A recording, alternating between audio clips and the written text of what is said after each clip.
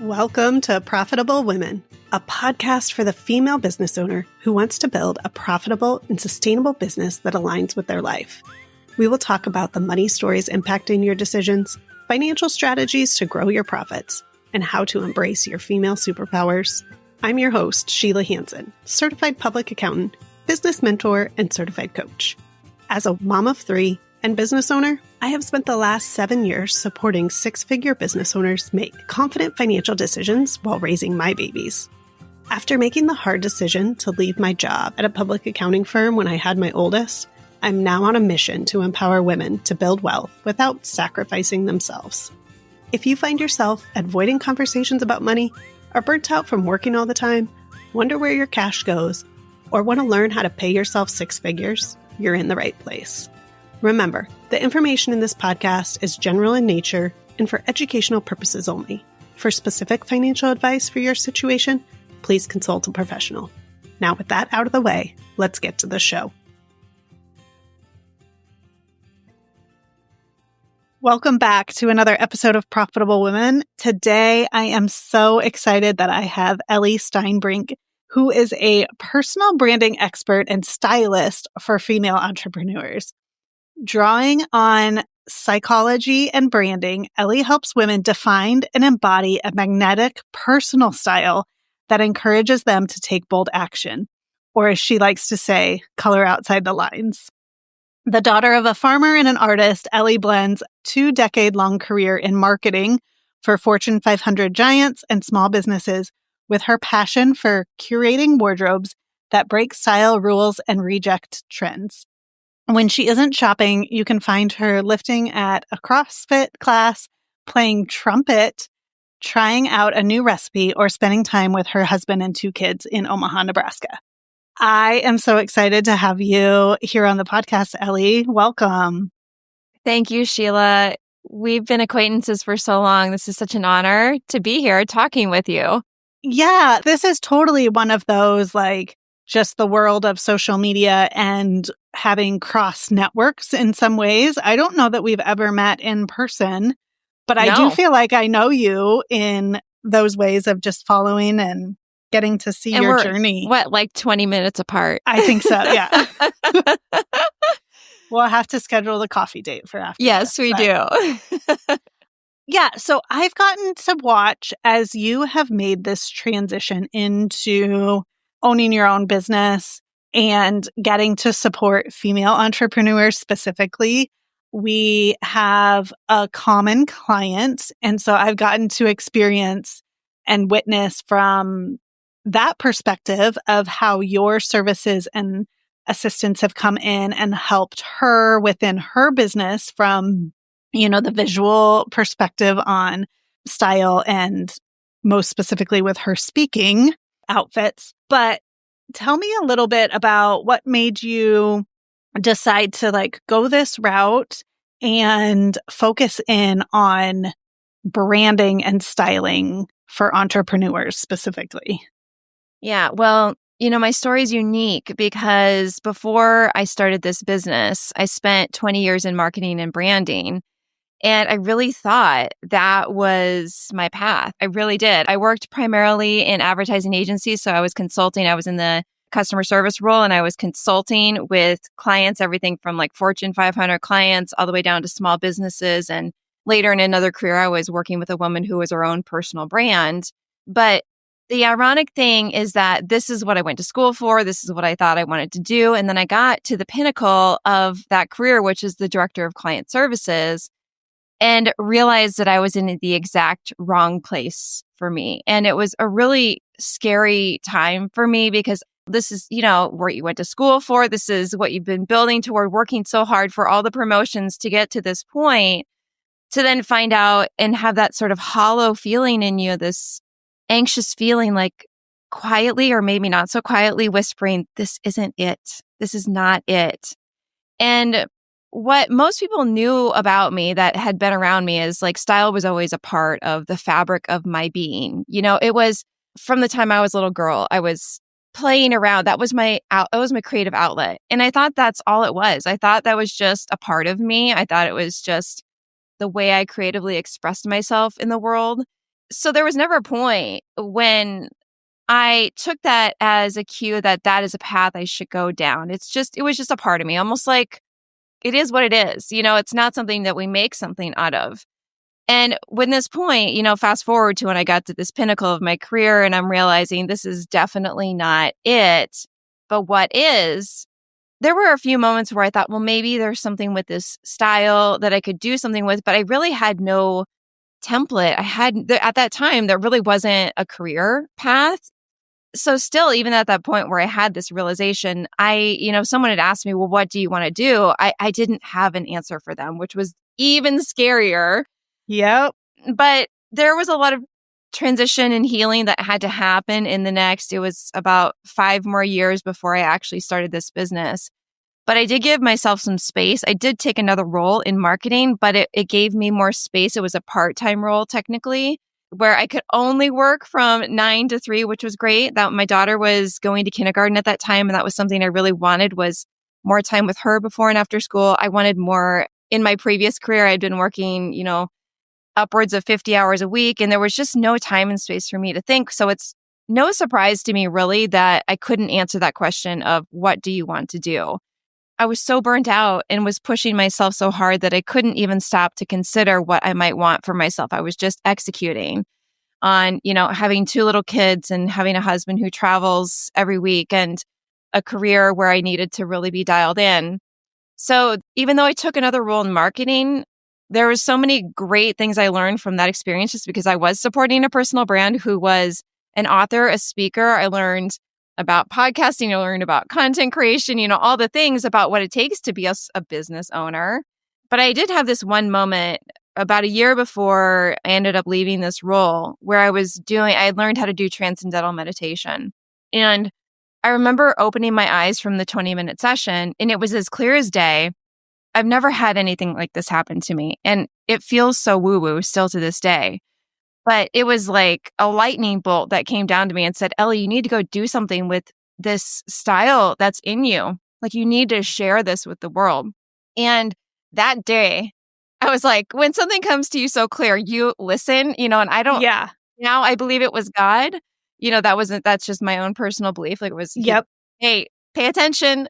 So I did. I started an Instagram account, or I didn't start one. I just used the one I had already created. And I said, until I get bored with this, until I get tired of it, until it becomes a nuisance, I'm just going to start posting every single day about something related to style that fuels me. And I'm just going to see where it goes. And I was still working at this small company. And it was really just like a playful side thing. Really, that's what I thought it was going to be. And then people started noticing.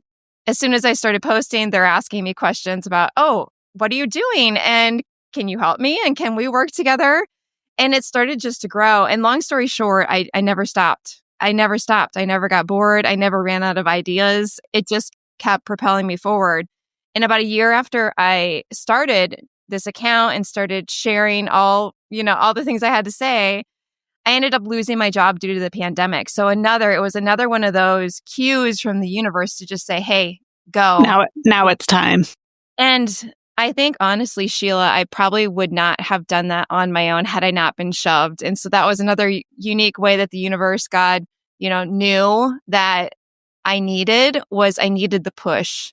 I needed someone just to say, go bet on yourself, go do it. So I know that was a very long story, but how did I end up, deciding how to work with female entrepreneurs? Well, I still really loved branding. I just didn't want it to be, what I was doing every day, working, with a company and determining their branding. But I really didn't want to let go of that. And I felt like there was such an important way that I could help female entrepreneurs show up in a way that it's not necessarily a more branded way, but when I think of brand, especially for female entrepreneurs, I think of letting the authentic side of yourself come out. Because what I know from branding is that you want to be differentiated. You want to help them stand out, not just their message, cut through the clutter, but it's also you, because now as an entrepreneur, you are the face of your brand. And it's funny because, when I worked with companies and thinking about differentiating your brand as a brand in a company, it felt not easy, but it was just less vulnerable, because it's like, of course, we don't want to sound like everybody else. But then when you become an entrepreneur yourself, you realize how vulnerable that is because you do kind of secretly want to fit in. You still have Yep. goal to be like, well, I want to look like everybody else. I don't want to like stand out too much. But it's the exact opposite thinking of what we really want to embrace. And so I saw so many entrepreneurs shrinking themselves or shrinking to fit rules or shrinking back to what they used to wear when they worked in corporate. I wanted them to shine. I wanted, who they were. I wanted them to not be afraid to shine because I feel like we get a lot of messages about it's not okay to shine or it's not okay to be yourself. And so it feels a lot of like personal development for me. And so I love working with women who have especially started to go down this path of exploring what does it mean to actually be authentic and what would it mean for me to be authentic in my business.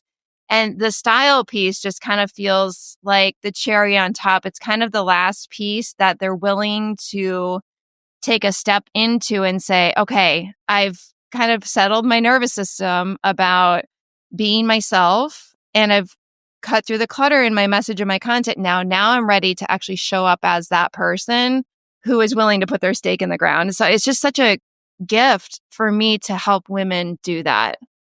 Okay, there's so much in that story for me to unpack because I did not realize how parallel our stories were from you go to school, you get the job, you move up, you get the title, whatever it might be, and then you need some sort of push to make it happen to actually step into what you are more meant for. Because I had that same journey from the accounting world. Yours was in marketing, mine was accounting, public accounting. Did the internship, got the job, moved up, became tax manager. And for me at the time, it was the point that I was having my oldest kiddo. And I looked and I was like, how does this work from the hours that I'm working, the demand of the career, which I enjoy, but what does that mean for the type of mother and at the time wife that I wanted to be, all of those things?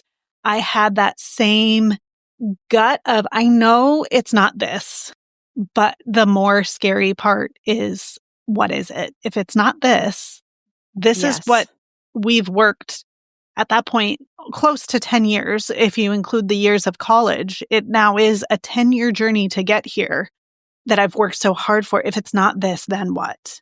Yeah. And how do you even begin? Again, like you mentioned and brought up, when you are in it and have those demands, you don't have that time to step back and think or open up to what the other possibilities are.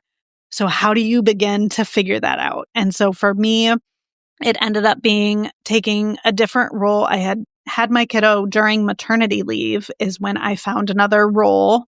And so I just didn't go back to being a tax manager at the firm once I had him. And that role was a little bit like you, where it still was within the skill set that I had.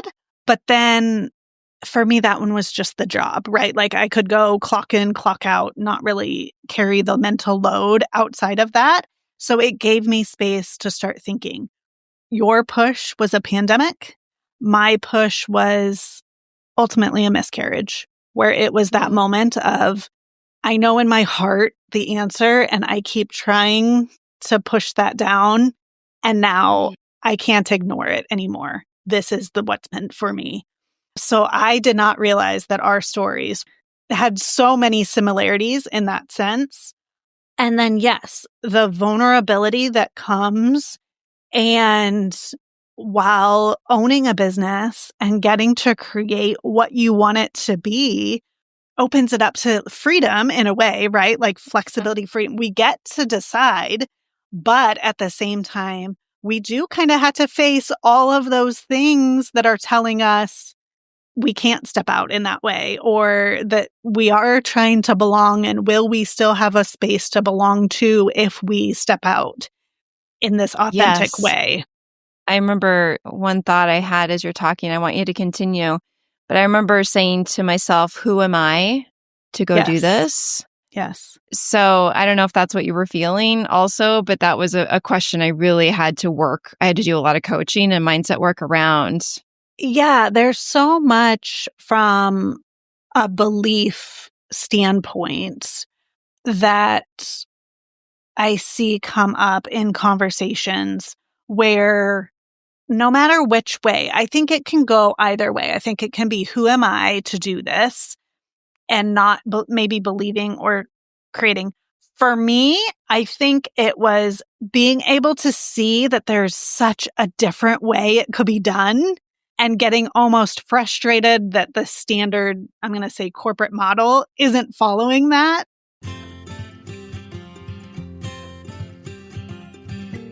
Let's pause the content of the episode to talk about taxes for a minute, because they're not just a once-a-year thing. They're one piece of the financial pie, but not the whole thing. When you're running a business, waiting until March or April to think about taxes is like waiting until harvest season to start planting seeds. You need regular financial conversations, you need up-to-date financial data, and you need a strategy that supports all the moving parts: your income, your expenses, your growth, and yes, your taxes too. So here's your reminder. Don't wait until tax season to find your accountant. Build that relationship now, before the holidays and year-end rush, so you can fully take advantage of their expertise and secure your spot on their calendar.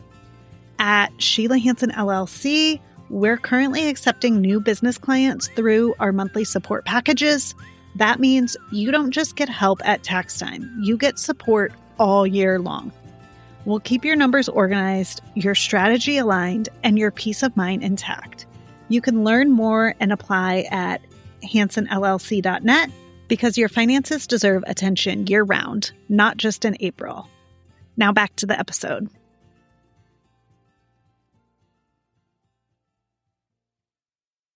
The other part in your story I want to make sure we highlight and touch on, because this has been a theme that's been coming up in the last couple of guest episodes that I've had.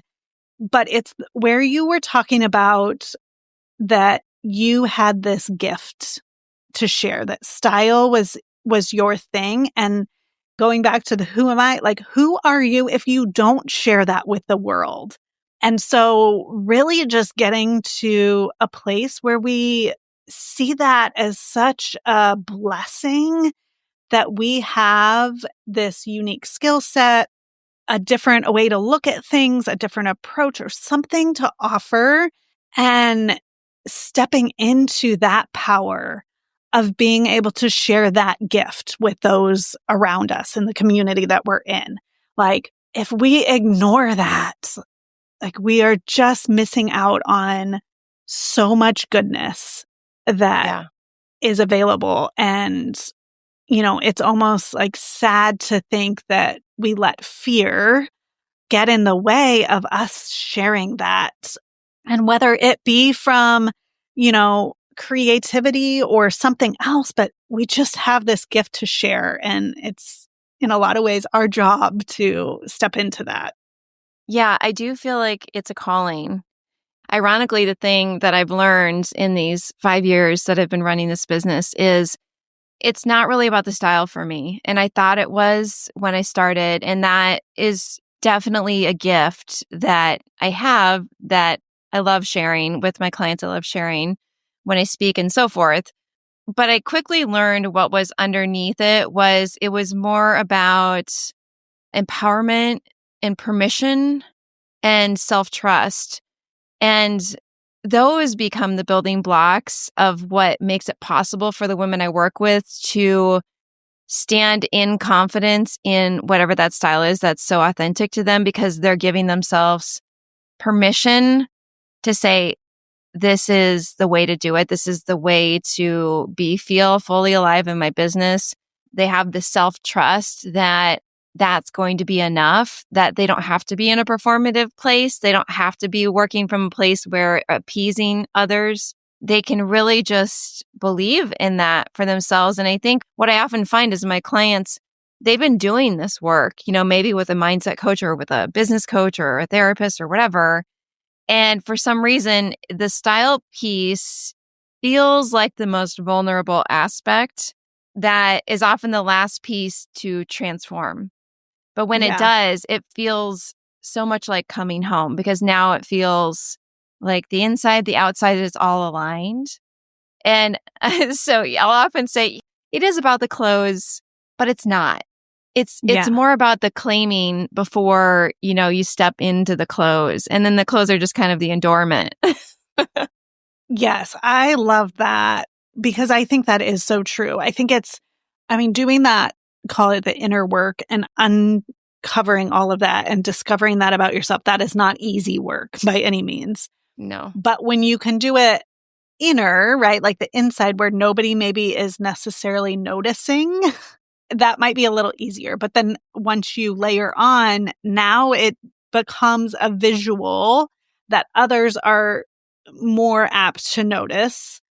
That is where that vulnerability comes in of, okay, I can do this and maybe nobody notices. But once I implement this final piece, somebody is going to notice. And now. Yeah. And it feels vulnerable. And I know women, I have an exercise that I do with my clients where it's really helping them understand where like rules or expectations have been driving their decisions about what they wear.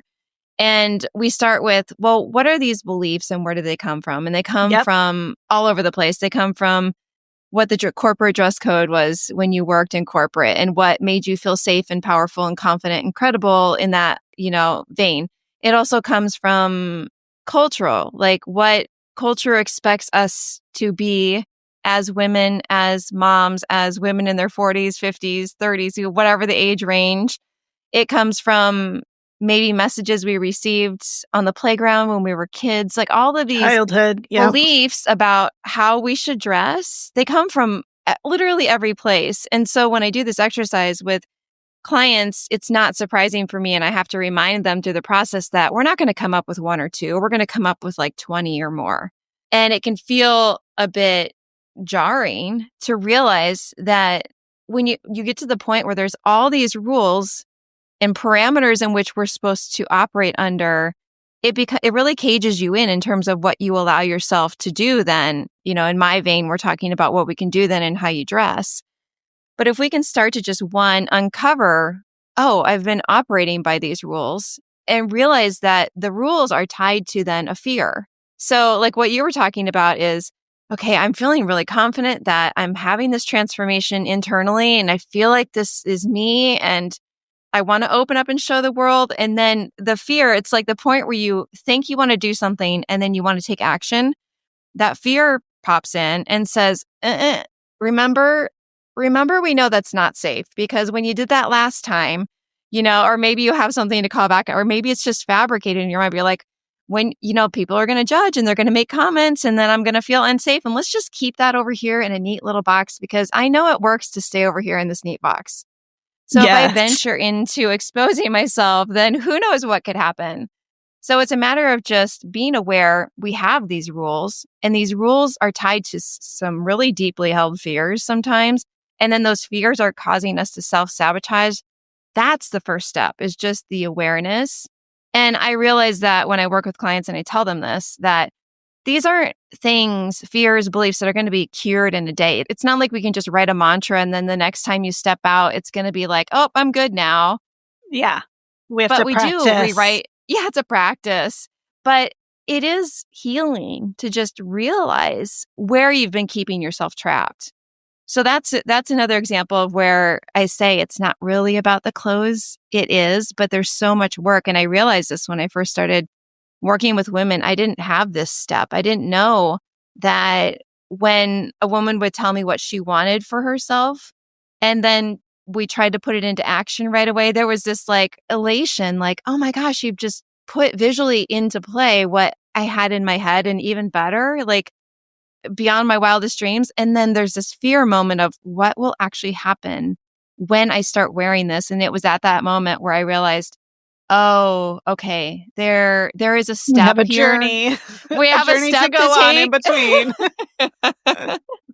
Yeah, that is so much similar in ways from a financial and money conversation that I'm having with clients, right? I have adapted and changed how I approach it because, again, I could tell them you need to have this type of emergency fund. You need to have, these are the numbers. I can tell you all of that.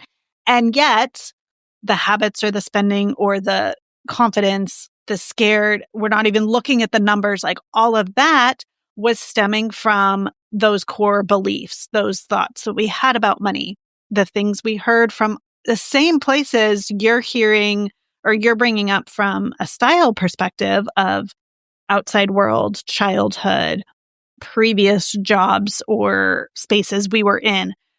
We carry those beliefs until we have the self-awareness to say, oh, that's a belief that I'm carrying, and decide whether that's something that we want to continue that's serving us going forward or not, and breaking that down into place where our nervous system, again, feels safe to change this narrative.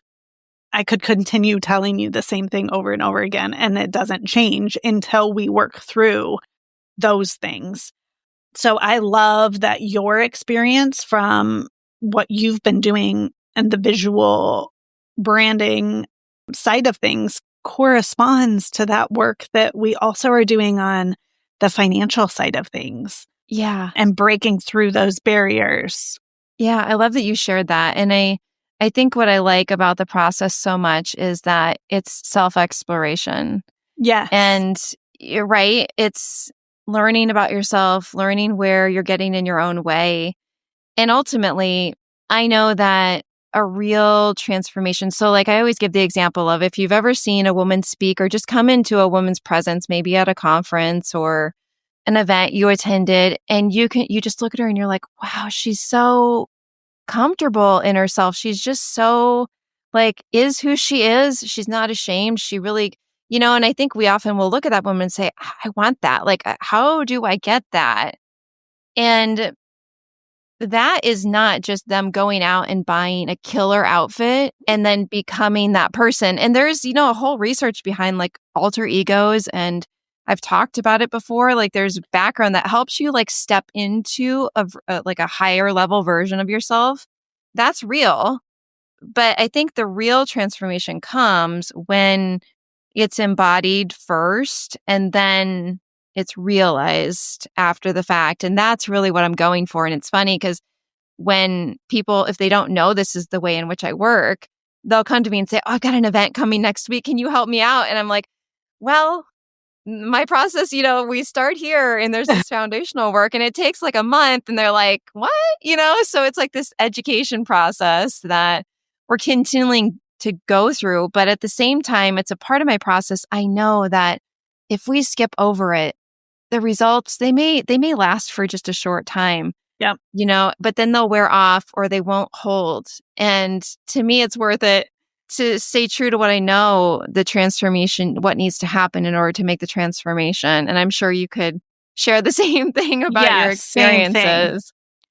The ones who are willing to get vulnerable and go through that process have the long-term results and impacts of the work that we do.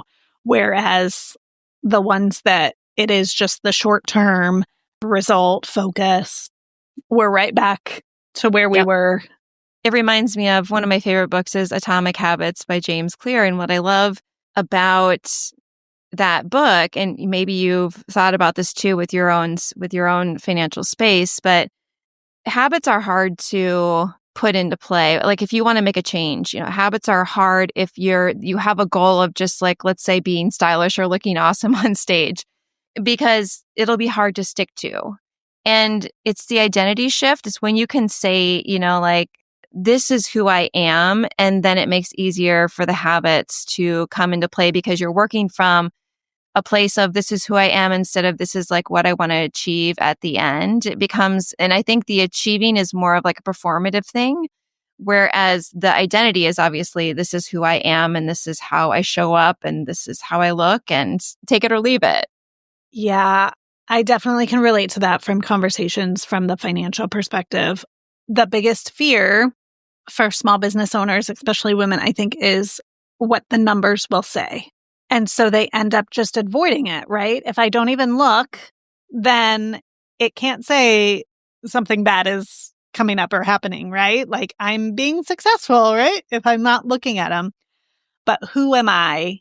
I'm not going to reach those goals. I'm not going to have a sustainable or a profitable business if I am not looking at the numbers. And the numbers don't have to be anything more than just, are we on track? Are we on, hitting points in the journey that we know we need to get to where we want to be? But it is that identity of I can be somebody who looks at my numbers and it not be scary. It not tell me I'm failing, it not be a bad thing. It simply is a item that I can look at to make decisions from. And when I know that, I can ultimately impact my results versus the unknown of we're going to get to where we get. But we didn't strategically get there. True. So yeah, I do think there is a lot in that identity, and it's so common for the story to be, I'm not good with numbers, right? Like that is about identity.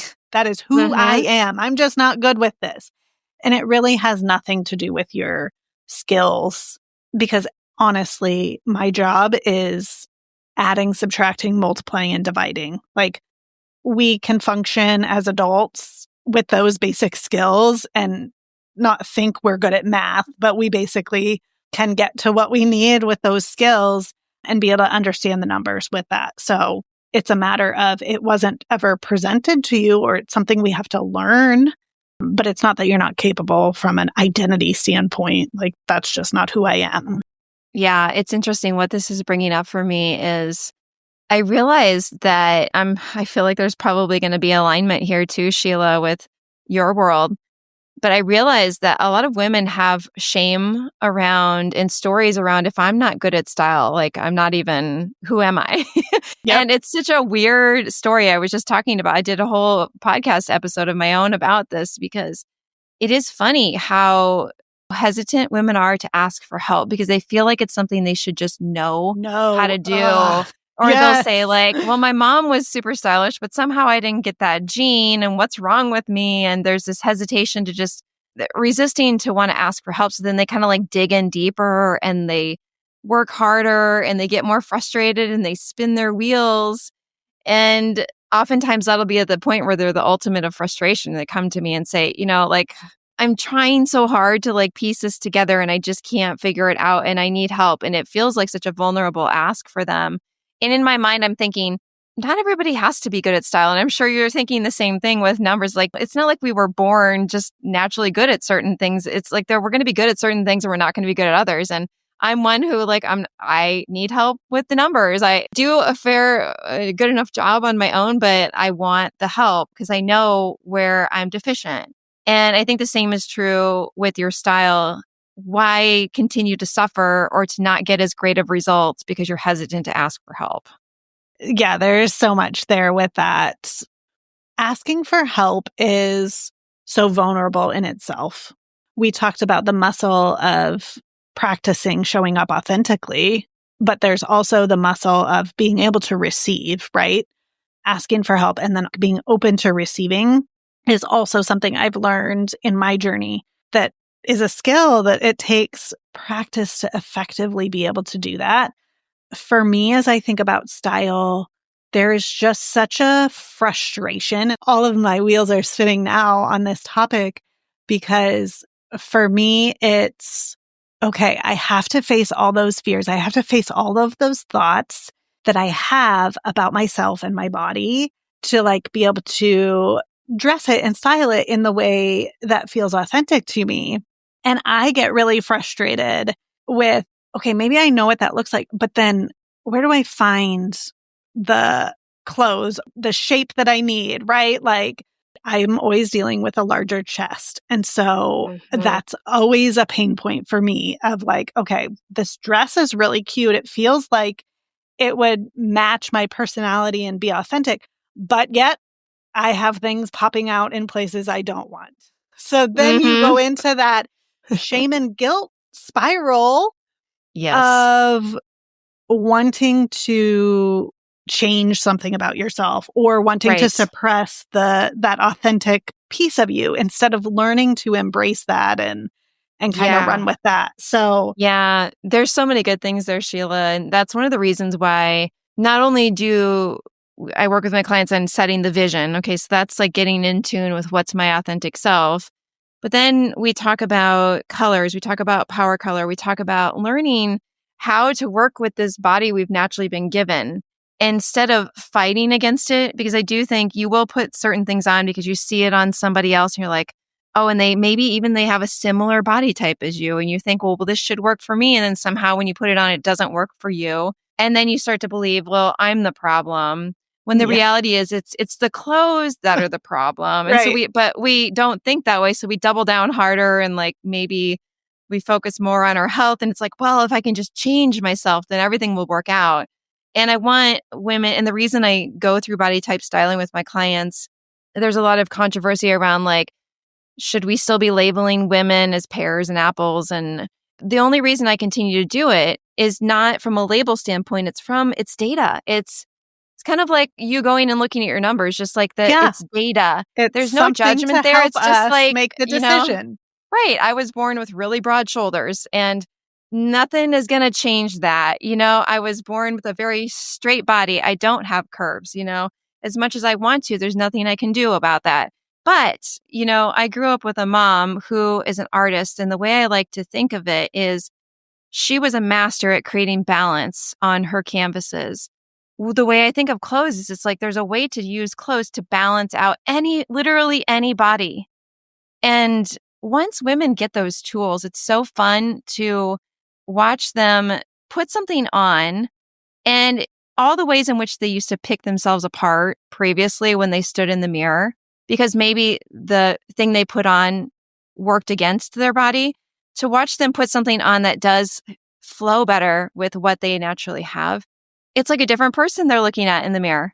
It's such a gift that to know that it's not you that's the problem, it's actually the clothes, and to stop blaming the clothes. And honestly, I mean, if you want to get to facts, like the fact is that these retailers put out a number of sizes and look at all the uniqueness in our bodies. Oh my goodness. And there's just no possible way, unless it's like a stretchy pair of leggings that literally forms to the shape of your body, there's no way for a retailer to possibly align every garment they create with every unique woman's body, which is why I'm a huge fan of a tailor as well. Yeah. And I know that's an unpopular opinion because it's a lot of hassle and it's a lot of work and it's extra cost, but clothes were not made to fit all of our unique bodies. So if we can go in with that belief, it does remove some of the frustration and the blaming and the shaming that happens.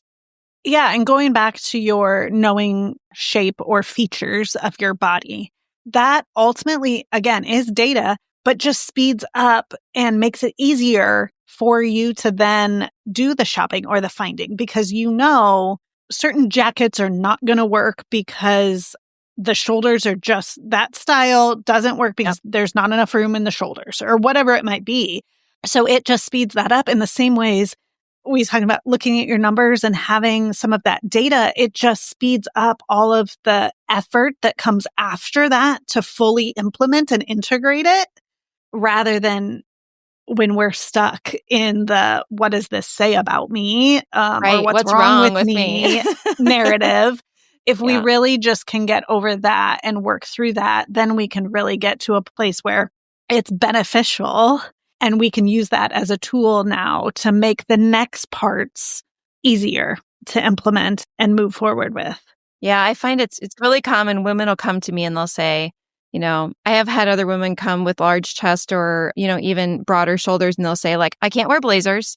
I can't wear button-down shirts because they all pop open, or because I look like a linebacker. So I just, like that doesn't work for me. So we're not doing that. And I'll say, well, let me try. Let me try. Like, maybe you're right, but let me take my perspective on it. But I do think we kind of have this tendency to just shut ourselves down and close ourselves off. And whether that's because of a body thing or it's because of the rules we talked about before.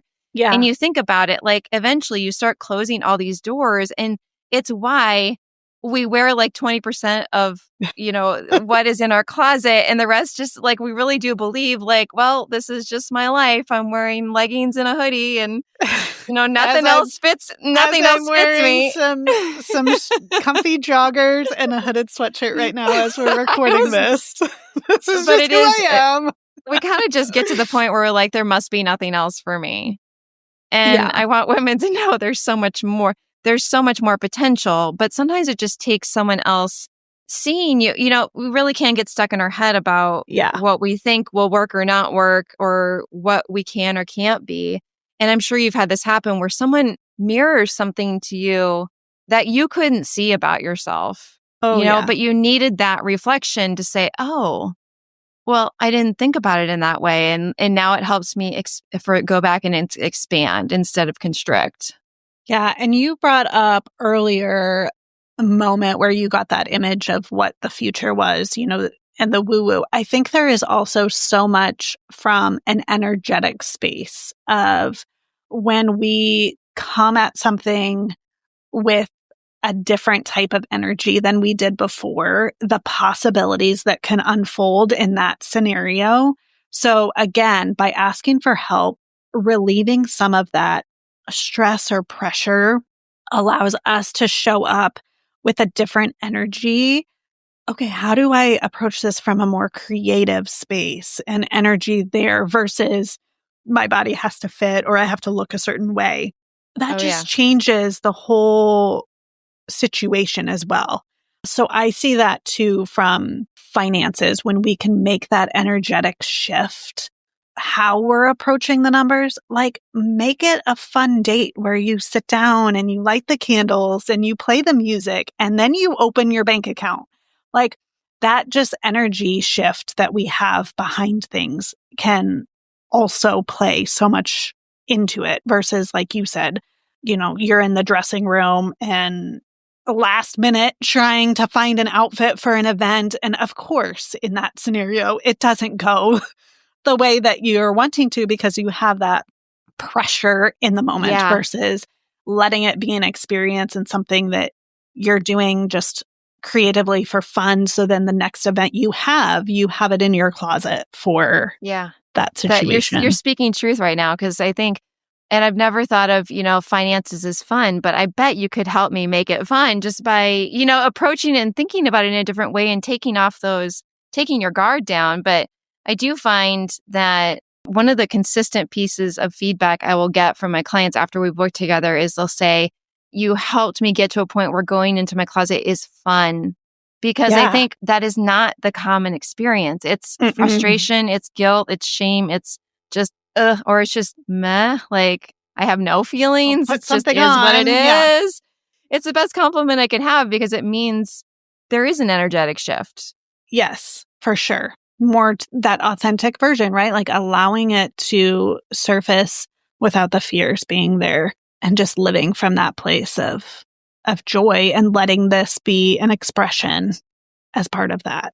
And the woman we were talking about before that we see and we're so, drawn to, that is it.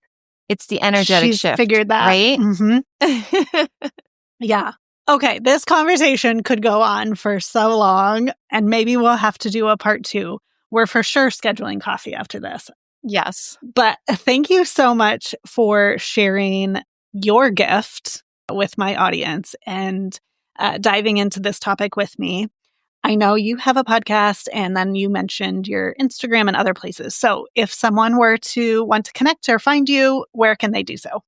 Thank you for mentioning the podcast. It's called The Visibility Shift, so we can include that in the show notes and you guys can dive deeper. If you loved this conversation, this is more of the kind of stuff you won't find top 5 things to get for fall, but you will get mindset shifts about how to think about how you show up. And as for where else you can get in contact with me, I would, if you're on Instagram, come find me and shoot me a message and say, hey, this resonated with me in this episode. Or if you have a question for me, I love hearing from you. So my handle is @style.decoded. And I'm also heavily present on LinkedIn as well. So either of those places, any of those places are a great place to start. Yes. I appreciate you being here and go check her out. The links will be in the show notes. And for the audience, we will have another episode for you next week. Thanks for tuning in to this week's episode of Profitable Women. Make sure you never miss an episode by hitting the follow button in your favorite podcast player. And things are always easier when you talk about them with a friend, so be sure to share this episode with them. If you're looking for more ways to grow your financial confidence, head to the show notes for a link to subscribe to our weekly email. Until next time.